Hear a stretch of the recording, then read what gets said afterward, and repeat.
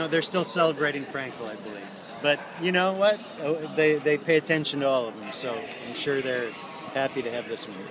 How did the New York bred end up racing over there initially? You know, I can't answer that. I mean, I don't know that they even put the fact that he was a New York bred into the equation. They bought him. They every once in a while they'll buy a yearling at auction, and apparently they like the looks and the pedigree of this one, and I guess he had his chance over there, but fortunately they brought him back.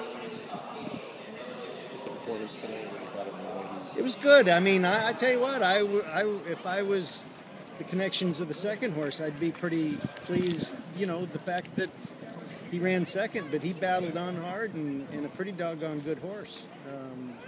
You know, our horse is a tough horse. They had a good, I think they had a good horse race down. You know, they hooked it up a little ways, and our horse is more seasoned than the mile and an eighth. You know, that horse would be a horse to contend with in the future, that's for sure. At all consideration about we thought about it, but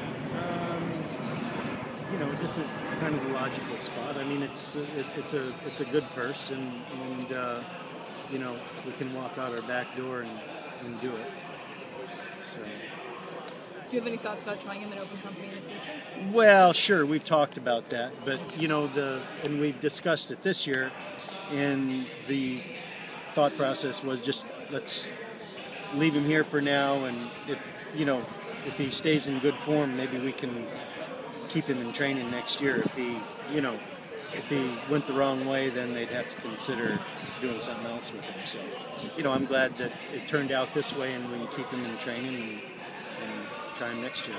How gratifying is it to win this kind of year-end race, especially after he began his career in March on the inner track and Well, it's nice. The horse was here all winter, and you know, I think he's still good. Although he had a 60-day break, you know, after March, he was turned out for 60 days, and then we brought him back and then ran him at Saratoga. So he did get a vacation. It wasn't in the wintertime when we normally schedule those things, but it was still a nice vacation on some green grass. Did you kind of go conservative because of what happened?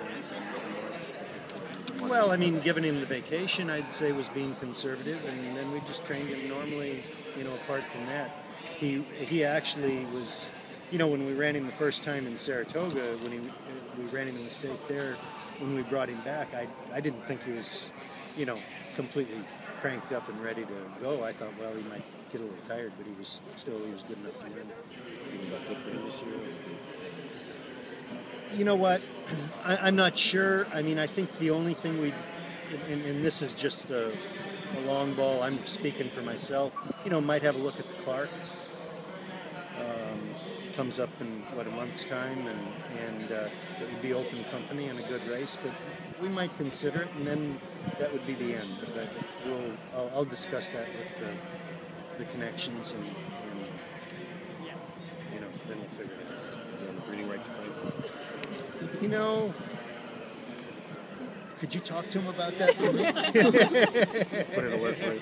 Okay. Did Gentleman have anybody here that you connected with, or is it all done overseas? Today? Or just in general. It didn't look like there was anybody here today, but anybody on this side? I think everybody went to watch Frank.